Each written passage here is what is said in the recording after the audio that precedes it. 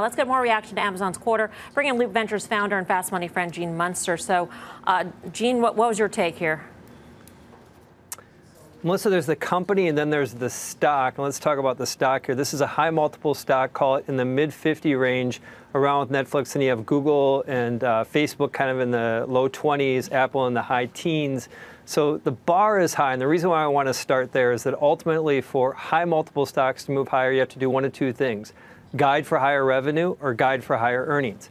And you're exactly right, is that they typically guide more conservative, but there's a way we can kind of adjust for that. And I'm going to try to strip out all of their language around it versus what they typically do. And effectively, this is what we had. Is the December guide was, the revenue guide was 1% below where the street was at. This is stripping out all of the some of the psychology they do around it.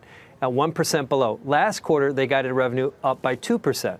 On the earnings side, they guided down by 28% versus 27% last quarter. They didn't deliver on one of those two factors to keep this moving higher. The simple takeaway is this: this is a solid company, but I don't know if the stock is that compelling right here. I think it's somewhere in between because it didn't deliver on one of those two key factors. Gene, when you talk about spending and spending to grow later on, I mean, how do you view how much spend is going to bring in that additional Prime membership or whatever your metric would be? So the impressive part here was 1 day. Absolutely, that's going to be the theme on the call. That should be the focus here. It's been the focus over the last 6 months.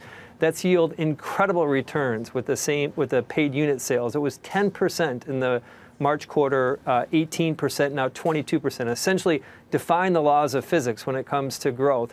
But unfortunately, that massive growth hasn't yielded that upside kind of in the forward outlook, making for adjustments there.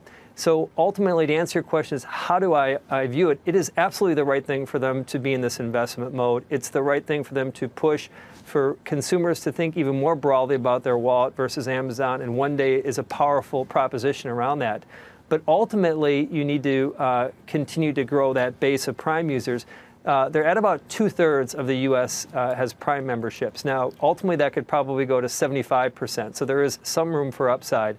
But it does get more difficult to continue to climb. And I think this all circles back to the core underlying question, which is, what's the multiple do you pay for that growth outlook? And my belief is we're probably fairly valued right now. Hey, Gene, so that's where I wanted to go with this. So you have a subscription service in Prime. You talk about the growth. Maybe you're nearing some inflection point. We're also about to lap that 1-year anniversary of them raising prices 20%. Then you have the AWS subscription service, too. So as an analyst, talk about how we do blended, mixed multiples on a lot of companies these days. Do you approach it that way? Can we get different multiples and come up with an aggregate? You can. A lot of people do that. The price targets that when they think about a typical SaaS type of multiple for AWS and more of a kind of a traditional tech multiple for their retail business, you get to call it 20-25% upside from where the stock is at today, kind of a 20 times EV to EBITDA multiple. So the essence of this is I don't think that this sum of the parts approach is necessarily applies to the stock here. I think the psychology around the growth is critical, and that is ultimately why the stock has continued to move higher, is that they've delivered on the growth. And the essence of this is that power of a 1-day shipping needs to sustain beyond 1 quarter. They need to have that really impact the next 4 quarters. If they're successful at doing that, growing units at 20% plus for the next 3 quarters, I think that the stock will move higher.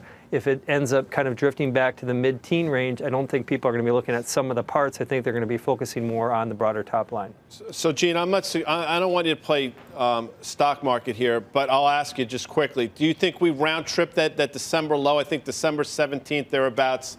Stock, as I mentioned earlier, traded down to 1363 or so. Is that in your crosshairs, or is that a complete overreach on the downside?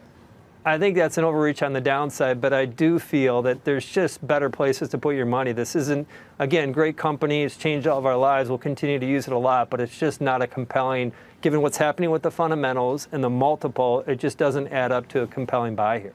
Do you think that regulatory risk or increased regulatory risk will come up on the call, Gene? I'm talking not about what's going on with Europe in terms of using data in order to target customers better, but the cloud and the Capital One hack. Now there's talk that, what if AWS is labeled as a systemically important financial utility? That could open a whole other can of worms for Amazon and its business. it's going to come up on the call. The company's not going to say anything. It's one of the most efficient calls on all of tech earnings calls.